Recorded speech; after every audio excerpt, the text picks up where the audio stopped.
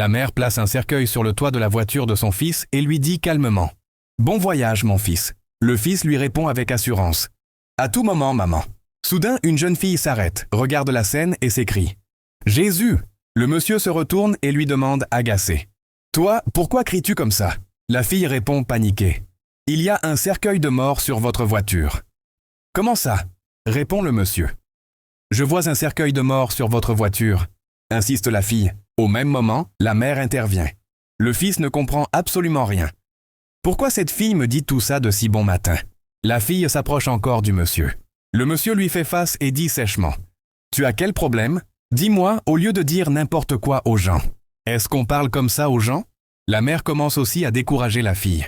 Le monsieur ajoute « Si c'est l'argent que tu veux, il y a de l'argent. Je vais te donner de l'argent, tu iras manger et tu me laisseras tranquille. » La mère appuie ses paroles. « Oui, il va te donner l'argent.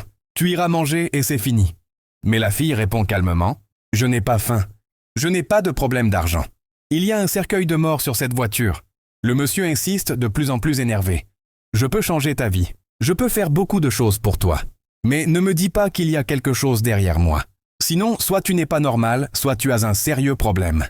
Je n'aime pas ça. » La mère, encore plus en colère, commence à insulter la fille. « Si c'est l'argent que tu veux, on va te le donner et tu partiras. » Le monsieur ouvre sa voiture et s'adresse à la fille avec colère. « Si je te donne de l'argent et que tu continues à me manquer de respect, tu verras ma méchanceté. » La mère, furieuse, lui donne une paire de gifles et dit « Si quelque chose arrive à mon enfant, tu auras de sérieux problèmes. » La fille réplique aussitôt « Madame, je ne m'adresse pas à vous. Alors pourquoi me giflez-vous » La mère répond avec mépris « Qu'est-ce que tu crois? Mon enfant est-il de ta catégorie ou bien de ta génération ?» Le monsieur renchérit « Te donner l'argent et tu vas partir. » La mère prend l'argent et le tend à la fille pour qu'elle parte. Mais la fille refuse. Le monsieur, bouleversé, crie « Pourquoi tu refuses de prendre l'argent et de partir? Cette fille a de sérieux problèmes. Ou bien elle est folle. Je ne te comprends plus. Prends l'argent et rentre chez toi. Quel est ton problème au juste ?» La mère aussi est très énervée. Mais la fille insiste encore et encore. Le monsieur finit par dire « D'accord, je peux changer ta vie à mon retour. Tu pourras venir me voir, c'est ici que je vis. Je changerai ta vie au lieu de te voir perdre ton temps ici. Si cela ne te suffit pas, je peux encore ajouter. Je peux te nourrir si ton problème est l'argent. Je peux t'aider. » Mais la mère continue de décourager la fille, sans relâche. Regardez vous-même. La fille pose soudainement sa main sur la tête de la mère, et quelque chose disparaît de la mère. Soudain, la mère commence à se troubler, à perdre ses repères. Elle paraît bouleversée. Le monsieur la regarde, inquiet, et demande « Maman, qu'est-ce qu'il y a? Maman, qu'est-ce qui ne va pas ?» La mère n'arrive pas à répondre. Alors le monsieur s'énerve et crie vers la fille « Qu'est-ce que tu as fait à ma maman ?» La fille répond calmement « Regarde bien ta maman. » Après un moment de silence, la mère prend enfin la parole, d'une voix tremblante. « mon fils, laisse cette fille.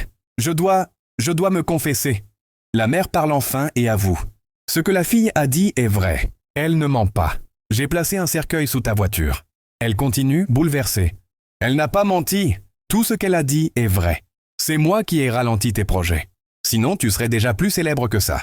J'ai fait tout cela parce que c'est toi qui évoluais le plus dans la famille. » La mère avoue en larmes. « Tu évoluais plus que mes autres fils. C'est pour cela que je suis allé chez un marabout. Il m'a donné quelque chose pour que tu fasses un accident et que tu meurs. Pardonne-moi, mon enfant. » Puis, soudainement, elle s'assoit au milieu de la route. Le monsieur, choqué, lui demande « Mais maman, pourquoi tu t'assois comme ça sur la route? Est-ce qu'on s'assoit sur la route ?» Elle n'arrive plus à se contrôler. La colère du monsieur explose. « Comment ma propre mère peut-elle me faire ça? Je ne peux même pas imaginer une telle méchanceté dans ma vie. Qu'est-ce que je t'ai refusé pour que tu fasses ça ?» La mère se met à pleurer. « Pardon, mon fils. Je t'ai offensé. S'il te plaît, excuse-moi. » Mais le monsieur insiste. « Dis-moi ce qui ne va pas, maman. Qu'est-ce qui ne va pas? C'est sérieux tout ce qui se passe. » La mère avoue en larmes. « Tu évoluais plus que mes autres fils. C'est pour cela que je suis allé chez un marabout. Il m'a donné quelque chose pour que tu fasses un accident et que tu meurs. Pardonne-moi, mon enfant. » La jeune fille intervient et dit calmement. « Il faut que cela s'arrête maintenant. »« Oui. Continue ton travail. Vraiment, c'est Dieu qui t'a envoyé pour me sauver. Sinon, j'allais mourir. Je remercie beaucoup Dieu pour ça. » La jeune fille s'approche calmement de la mère. Elle pose de nouveau sa main sur la mère. À cet instant, l'esprit quitte la femme. Elle se réveille, comme si elle revenait à elle-même. « Le diable a utilisé votre mère, monsieur. Le monsieur, bouleversé, ne sait même plus comment remercier la jeune fille. Elle dit ensuite au monsieur « Excusez-la, elle a été utilisée par le diable contre vous. » La mère supplie encore « Pardonne-moi, mon fils. » Mais le fils lui répond aussitôt, la voix tremblante « Qu'est-ce que tu veux encore, maman ?» Il poursuit, bouleversé « Qu'est-ce que je t'ai fait pour mériter tout ça? Tu m'as appelé, je suis venu chez toi, et maintenant tu accomplissais une mission contre ma vie. Qu'est-ce que je t'ai fait pour mériter ça? Ou bien tu ne veux plus que je vienne chez toi? À partir d'aujourd'hui, je ne reviendrai plus jamais. » Il ajoute, très en colère « Pourquoi chercher mon malheur? Pourquoi vouloir ma destruction ?» La mère demande pardon encore et encore. Mais le monsieur, hors de lui, crie « Cette maman est une grande sorcière. Je fais tout pour que tu sois heureuse. Et c'est comme ça que tu choisis de me remercier? C'est grâce à moi que mes autres frères, soi-disant, ont chacun trouvé des opportunités. Quand ils ont des problèmes, ils m'appellent et je viens toujours à leur secours. Comment ma propre mère peut-elle me faire ça? Je ne peux même pas imaginer une telle méchanceté dans ma vie. Qu'est-ce que je t'ai refusé pour que tu fasses ça? Jésus-Christ. » La mère répond bouleversée. « Je ne sais pas ce qui m'a prise. » Il ajoute avec douleur. « Dieu lui-même sait comment je me bats pour toi. » Puis il conclut fermement. « Tu mérites une réunion familiale pour dénoncer clairement ce que tu as voulu me faire. » La mère se met à genoux pour demander pardon. Mais le monsieur continue. « Tu es méchante. Tu es méchante. Je n'aime pas ce genre de choses. Sans cette fille aujourd'hui, je serais mort. » La mère supplie encore. « Je te supplie, aide-moi beaucoup. Je t'en supplie. Je ne sais pas ce qui m'a poussé à faire ça. Ma vie est foutue. S'il te plaît, ne m'abandonne pas. Pardonne-moi. » Le monsieur, bouleversé, réagit. Le monsieur finit par se détourner d'elle et s'adresse à la jeune fille. « Merci beaucoup. Merci pour ta patience. Merci pour tout ce que tu m'as révélé. Je ne sais même pas comment te remercier. C'est ma propre mère qui me faisait ça. Comment pouvais-je imaginer une chose pareille? Celle qui m'a mis au monde peut chercher à me détruire jusqu'à ce point. » Il ajoute avec amertume. « Ne pense pas que c'est un manque pour elle. Non, pour elle, c'est de la sorcellerie. Il lui donne de l'argent pour qu'elle prenne soin d'elle. » La fille refuse d'abord, mais il insiste. Elle finit par accepter et le remercie. Avant de partir, elle dit « Je m'en vais maintenant. Je continuerai de prier pour vous. » Peu à peu, le monsieur se calme et commence à réfléchir. Pendant ce temps, sa mère continue de demander pardon, encore et encore. Finalement, il lui répond fermement. « Tu as vu ce que tu voulais maintenant?